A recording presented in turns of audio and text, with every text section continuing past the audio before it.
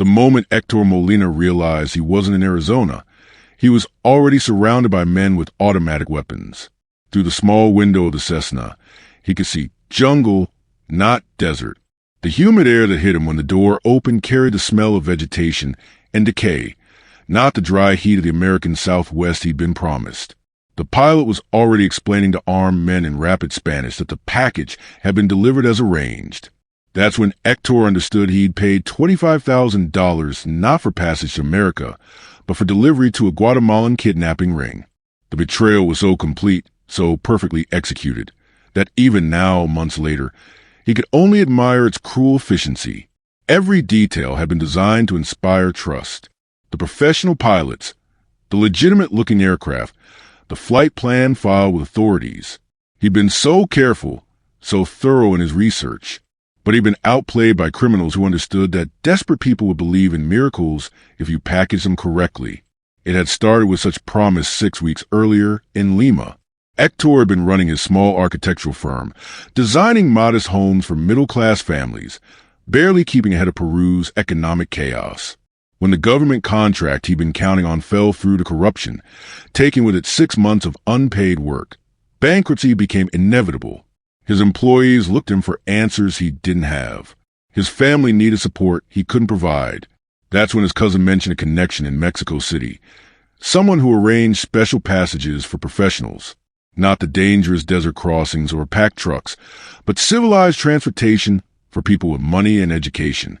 Private planes that flew under radar, landing at small airstrips in Arizona, where documentation was less scrutinized. $25,000 for guaranteed entry, new identity documents, and connection to architecture firms that needed experienced designers. The price was staggering but not impossible. Héctor sold his car, his office equipment, took loans against his apartment. His brothers contributed what they could. His mother, over his protests, pawned jewelry passed down through generations.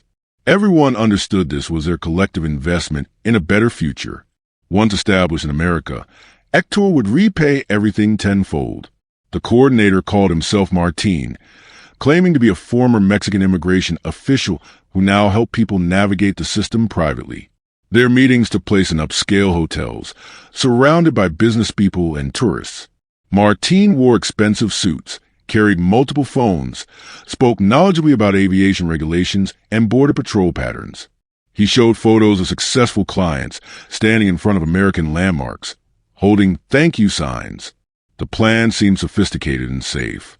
Héctor would fly commercially to Mexico City, spend a few days at a safe house while final arrangements were made, then board a private plane with 2 or 3 other professional migrants. The flight would take about 4 hours, landing at a private airstrip near Phoenix. From there, ground transportation to a contact who will provide initial housing and job connections. Simple, clean, civilized. Everything proceeded exactly as promised at first. The Mexico City safe house was a pleasant apartment in a middle-class neighborhood. The other migrants were indeed professionals, a Venezuelan doctor, a Colombian engineer, both fleeing their country's collapses. They spent 3 days together, sharing stories, building friendships, imagining their American futures. The doctor planned to take licensing exams. The engineer had a brother in Houston.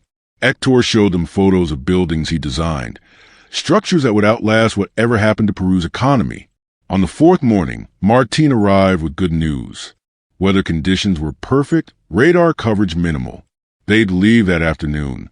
He distributed small bags of American clothes, toiletries, even wallets with Texas drivers' licenses bearing their photos, but different names.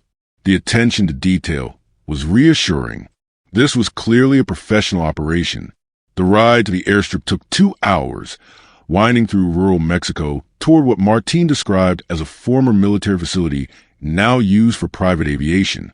The Cessna waiting on the tarmac looked well-maintained, its pilot conducting pre-flight checks with obvious competence. Everything suggested legitimate, if illegal, passage, not the trap it would reveal itself to be. They boarded just before sunset, the golden light making everything seem possible. The pilot explained the flight path, warned them about potential turbulence, distributed bottles of water and bags in case of air sickness. He had the calm demeanor of someone who'd done this hundreds of times.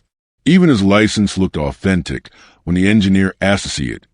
Curious about aviation credentials, the first hour passed peacefully. They flew over mountains and valleys, watching Mexico scroll beneath them. The doctor took photos through the window, already composing the story he'd tell about his dramatic escape. The engineer calculated their speed and direction, confirming they were heading north as promised. Héctor allowed himself to imagine landing in Arizona, stepping onto American soil, beginning the long journey back to solvency and success. But as the second hour began, something changed. The pilot received a radio call that made him frown. He spoke in coded language, mentioning weather systems and alternate routes. When he hung up, he announced they'd need to divert slightly east to avoid American military exercises. A minor detour, nothing concerning. They'd add maybe 30 minutes to the flight. 30 minutes became an hour. The landscape below changed from desert to something greener. The engineer was the first to voice concern, pointing out they were flying southeast, not northeast.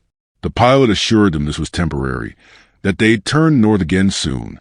But his assurances carried less confidence now, and he kept checking his phone for messages. When they began descending after 3 hours, nothing looked like Arizona.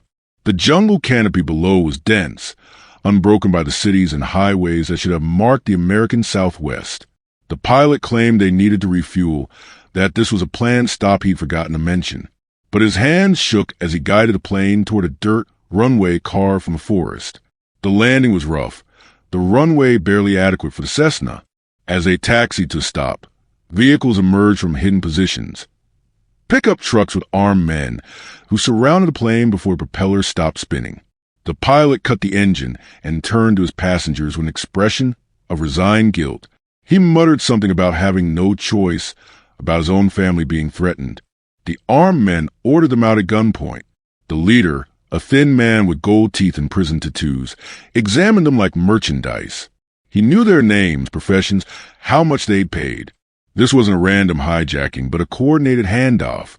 They'd been sold like cargo, their dreams and desperation monetized by criminals on both ends of the transaction. The Venezuelan doctor tried to resist, demanding to know where they were, insisting on their rights. A rifle, but to his stomach, ended his protests. The Colombian engineer attempted negotiation, offering more money for release. The gold-toothed leader laughed, explaining they'd already been paid for. Now came the second harvest, ransoms from families who'd do anything to save their loved ones from Guatemalan jungle graves. They were loaded into trucks and driven deeper into the forest.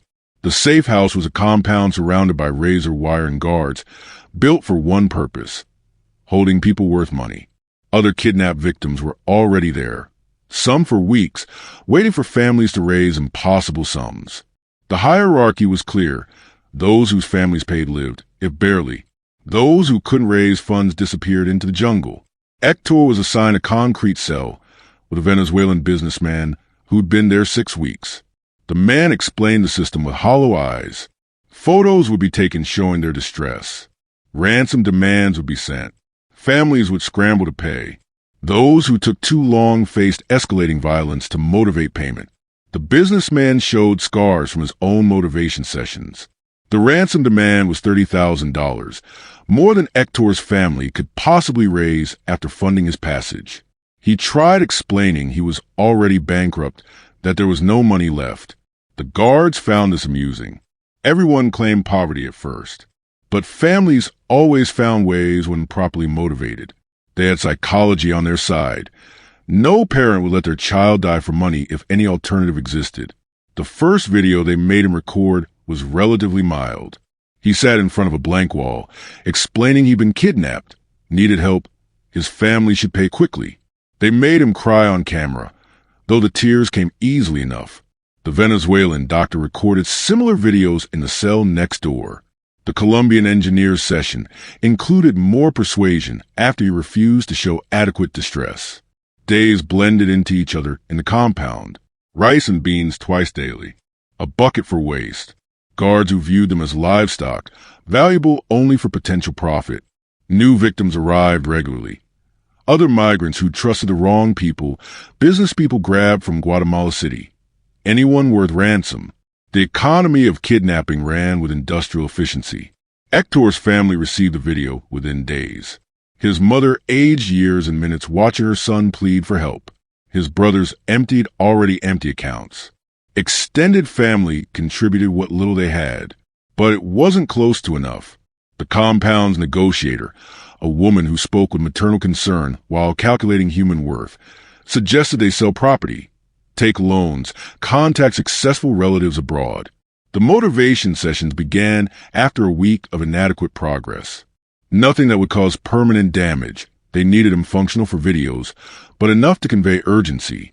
Héctor learned that human bodies could endure remarkable punishment while still appearing relatively normal on camera. He also learned that principles and dignity were luxuries that captivity quickly stripped away. The Venezuelan doctor broke first. His family in Spain managed to raise 20,000 euros, enough to secure release. He left promising to help others once free, but everyone knew such promises evaporated upon reaching safety. Who would risk returning to hell once escaped?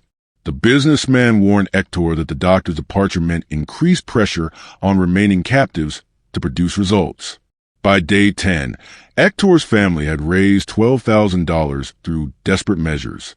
His apartment in Lima was sold for half its value to a buyer who recognized desperation.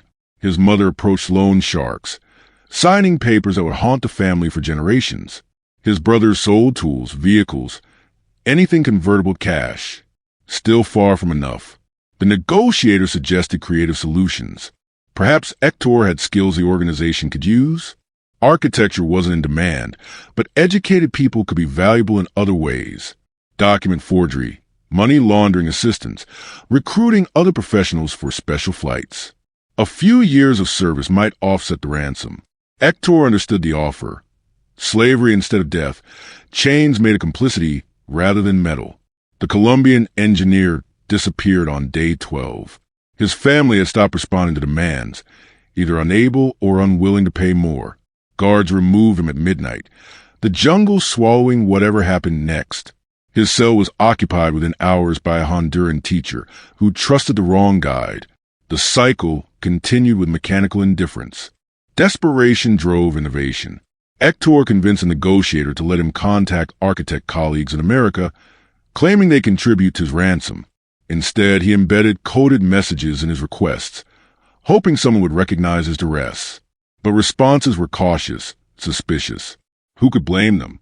Even legitimate requests from Latin America, often mass scams. On day 14, his mother managed the impossible. She found a distant relative in Miami, someone who'd emigrated decades ago and built successful business. Family bonds Héctor didn't even know existed were activated. Promises were made, debts incurred that would bind generations. The money was wired through channels that took percentages at every step. Crime feeding crime. The compound operated with business-like efficiency during releases. Payments were verified through multiple sources. Release papers were signed absolving kidnappers of responsibility. Victims were photographed and fingerprinted, warned that any police contact would result in retribution against family members. They were driven to Guatemala City and dumped at bus stations with enough money for passage home.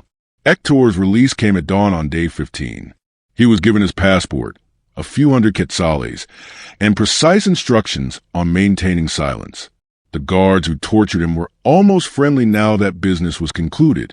One even wished him luck, as if they'd share an unfortunate but necessary transaction rather than a kidnapping. The bus ride to Guatemala City passed in a haze of trauma and relief. Every vehicle that passed might contain compound guards ensuring his silence. Every police officer might be on their payroll. The businessman had warned him that freedom after captivity was its own prison, that he'd never fully trust again. The prediction proved accurate before he even left Guatemala. At the airport, purchasing a ticket to Lima with borrowed money, Héctor realized how completely his American dream had died. Not just a practical impossibility. He was now deeply in debt with no prospects, but the psychological destruction.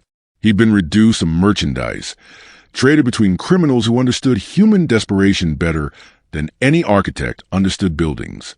The reunion with his family was a mixture of joy and grief. His mother had aged a decade in 2 weeks. His brothers looked at him with guilt for surviving when others hadn't.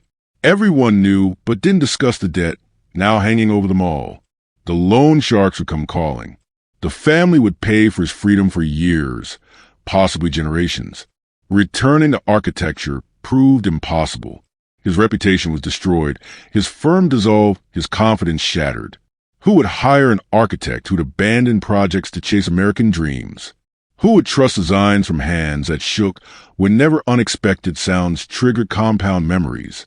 He found work in construction, building other people's designs, a ghost in his own profession. The compound haunted his dreams, not just the violence and fear, but the systematic nature of it all. How many planes flew to wrong countries? How many professionals trusted suits and documents? How many families destroyed themselves paying ransoms that only encouraged more kidnappings? He'd become part of a vast economy built on hope and desperation. Therapy was a luxury they couldn't afford, so Héctor self-medicated with work and silence. His family never asked for details about those 15 days. He never offered them. They existed in careful equilibrium, pretending normalcy while servicing debts that reminded them daily of the cost of dreams. The architecture books gathered dust. The awards from his former life seemed to mock from their shelf. 6 months later, news came through migrant networks. Martín had been arrested in Mexico City, caught in a broader sweep against trafficking organizations. But he was a small player, easily replaced. The plane still flew to wrong countries. The compound still filled with professionals who believed in miracles. The economy of betrayal adapted and continued. Héctor sometimes received messages from a Venezuelan doctor, now in Spain, working illegally but free. The messages were careful, coded, acknowledging their shared experience without details that might attract attention. Neither mentioned the Colombian engineer. Some disappearances were too final for even coded discussion. A year after his release, Héctor was approached by a young architect planning his own American journey. The man had found someone offering private plane passage, professional treatment, guaranteed arrival. The price was reasonable. The plan seemed solid. Did Héctor have any advice for someone following their dreams? Héctor wanted to grab the young man, shake him, show him the scars both visible and hidden. He wanted to describe the compound, the negotiations over human worth, the sound the jungle made when it swallowed those whose families couldn't pay. But he saw his own former certainty in those eager eyes and knew warnings would be dismissed as jealousy or failure. Instead, he asked careful questions. Had the coordinator shown successful arrivals? Yes, photos and testimonials. Did the plan involve flying directly to America? Yes, straight to Arizona. Was the price all-inclusive? Yes, no hidden fees. Every answer confirmed the young architect was walking into the same trap that had destroyed Héctor's life. He tried subtle warnings, suggested checking the coordinator's background more thoroughly, recommended consulting lawyers about legal alternatives, proposed waiting, saving more, considering other countries. But the young man's mind was made, his family's money already committed. The cycle would continue, with a new player learning old lessons. Peru's economy continued its decline. More professionals sought escape through whatever means promised success. The advertisements for special passages became more sophisticated. The coordinators more convincing. Everyone knew someone who'd made it to America. Nobody discussed those who disappeared trying. Héctor's debt slowly diminished but never disappeared. Interest compounded faster than payments reduced principal. His brothers worked extra shifts. His mother sold family heirlooms one piece at a time. They never complained, but he saw the weight in their eyes. His freedom had enslaved them all to decades of repayment. The compound still operated. He knew. Different victims, same system. Sometimes news leaked out. A businessman released, a teacher disappeared, guards arrested and quickly replaced. The Guatemalan jungle held many secrets, fed by planes that landed in wrong countries and families that paid anything to retrieve their loved ones from hell. 3 years after his kidnapping, Héctor received unexpected contact. The Colombian engineer's family had hired investigators, still searching for answers. Did he know anything about their son's fate? The questions reopened wounds Héctor thought had scarred over. He could offer only truth that provided no comfort. Their son had been alive when last seen, then wasn't. The jungle told no stories. He thought sometimes about the pilot who'd flown them to betrayal. Had he been forced, as he claimed, or was guilt just another performance? Did he sleep peacefully knowing his passengers' fates, or did delivered humans haunt his dreams? The questions had no answers, only echoes of trust betrayed at 20,000 feet. The American dream had become something else entirely for Héctor, not a destination but a weapon used against the desperate. Not a promise, but a trap baited with hope. He learned that criminals understood dreamers better than dreamers understood themselves. Every aspiration could be monetized, every hope converted to profit. He worked construction now with others who'd failed to reach America through various betrayals. They shared a specific silence, a particular way of flinching when planes flew overhead. Some had walked deserts and been abandoned. Others had trusted boats that never sailed. All had paid everything for nothing, learning that the border between dream and nightmare was thinner than any national boundary. The young architect he'd warned disappeared 2 months after their conversation. His family received ransom demands from Guatemala. The cycle continued with mathematical certainty. As long as poverty pushed and dreams pulled, planes would land in wrong countries. As long as families would pay anything for their loved ones, compounds would operate with industrial efficiency. Héctor had survived, technically. He breathed, worked, existed. But the man who designed buildings that would outlast governments had died in that compound. What returned was someone else. Someone who understood that private planes could fly anywhere, that promises were just sounds, that $25,000 could buy passage not to dreams but to nightmares decorated with jungle green, and the echoing screams of those whose families couldn't pay enough for their lives. The plane had landed exactly where it was always meant to land. The only surprise was his own naivety in believing otherwise. Now he built other people's dreams by day and served his family's debt by night, a ghost of ambition haunting construction sites, warning young architects who wouldn't listen that sometimes the fastest route to America led through Guatemalan jungles where values were calculated in ransom notes and dreams were buried in unmarked graves. He kept the boarding pass from that flight, a reminder that trust could be packaged as professionally as any architectural proposal. When young professionals spoke of special opportunities and guaranteed passages, he'd touch that piece of paper in his pocket and remember the moment he'd realized the pilot was landing in the wrong country. Or perhaps, from the criminal's perspective, exactly the right one.